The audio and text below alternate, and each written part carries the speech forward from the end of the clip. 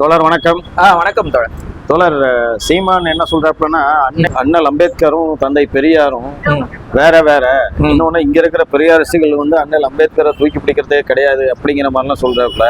நீங்க எப்படி பாக்குறீங்க இதை? நீங்க நம்ம மக்களோட மனநிலை என்னங்கிறத நீங்க நினைக்கிறீங்க? இத முட்டாளா இருக்கிற மனிதர் கூட ஏற்றுக்க முடியாத ஒரு கருத்து. ஏன்னா அண்ணல் அம்பேத்கரும் பெரியாரும் ஒரே கருத்தியலை, அங்க வடநாட்டுல அம்பேத்கரை ஏற்றுக்கொண்ட அதே கருத்தியலை தான் தென்னாட்டுல பெரியார் அவர்கள் தொடர்ந்து சொல்லி வந்தார்.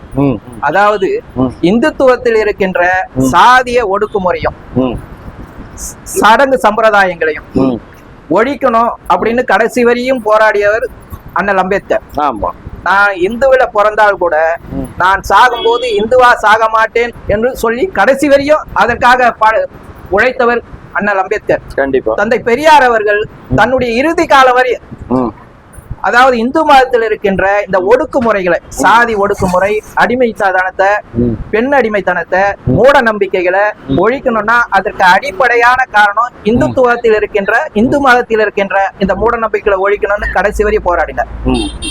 அண்ணல் அம்பேத்கர் அவர்களும் தந்தை பெரியார் அவர்களும் ஒரே கருத்தியல் என்பதற்கு ஒரே ஒரு உதாரணம் என்னன்னா, தென்னகத்திலிருந்து அன்றைய தமிழ்நாட்டிலிருந்து தலைவர்கள் எல்லாம் அண்ணல் அம்பேத்கர் அவர்களை போய் சந்தித்து, எங்களுக்கு நீங்க தலைவரா இருக்கணும், எங்களை நீங்க வழி நடத்தணும்னு கேட்கும் பொழுது அண்ணல் அம்பேத்கர் அவர்கள், நான் எந்த கருத்தியலோடு நான் நடமாடி கொண்டிருக்கிறேனோ, எந்த கருத்தியலை சொல்லிக் கொண்டிருக்கிறேனோ அதே கருத்தியலை தான் தந்தை பெரியார் உங்கள் பகுதியில சொல்லியிருக்கிறார். எனவே பெரியாருடைய கருத்தியல் தான் என்னுடைய கருத்தியல், என்னுடைய கருத்தியல் தான் பெரியாருடைய கருத்தியல்.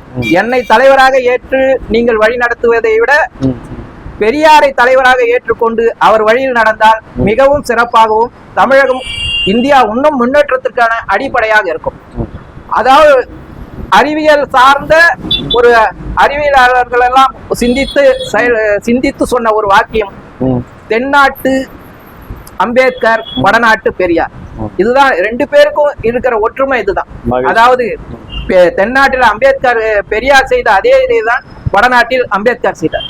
எனவே அம்பேத்கரையும் பெரியாரையும் பிரித்து பார்ப்பது என்பது ஆள் வேறுபாடாக இருக்கலாமே தவிர கொள்கை என்பது இருவருக்கும் ஒன்றுதான். பெரியார் இந்து மதத்தில் இருக்கின்ற அடிப்படையான பிரச்சனைகளை தீர்த்து அனைவரையும் சமப்படுத்த வேண்டும் என்ற அந்த குறிக்கோளோடு செயல்பட்டார். அண்ணல் அம்பேத்கர் அவர்கள் அந்த பாதிப்பு, அந்த ஒடுக்குமுறை சாதியில் பிறந்ததால் அந்த பாதிப்பு அவர் மிகப்பெரிய அழுத்தத்தில் கொண்டு வந்ததால், இந்துவாக பிறந்து இந்துவாக சாக மாட்டேன் என்று கடைசி நேரத்தில் தன்னுடைய மதம் மாறி பௌத்தத்தை தழுவும் போதுதான் அவர் பொது மனிதராக மாறி இருக்கிறார்.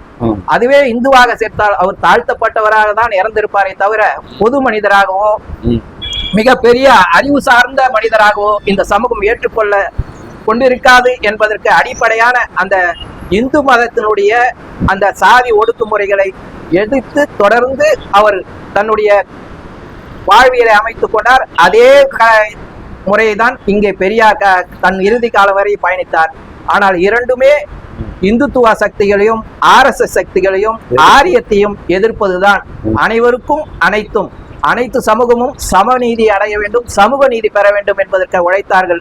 எனவே இதில் பிரித்து பார்ப்பதற்கோ அவர்களை பிரித்து அதில் குளிர் காய வேண்டும் என்ற ஆரியத்தினுடைய சொல்தான் இப்பொழுது சீமான் மூலம் வெளிப்பட்டிருக்கிறது. எனவே இதையெல்லாம் பெரிதாக எடுத்துக்கொண்டு அம்பேத்கரை பெரியார் பிரித்து பார்க்க வேண்டிய அவசியம் இல்லை. இருவர் கொள்கையும் ஒன்று, அது இந்துத்துவத்தினுடைய சக்திகளை ஒழிப்பது, அனைவரையும் இந்தியர்களாக மாற்றுவது என்பது அந்த கொள்கையாக தான் இருந்தது என்பதை அம்பேத்கரும் பெரியாரும் ஒண்ணு, சீமான் வாயில மண்ணு. நன்றி தோழர். நன்றி.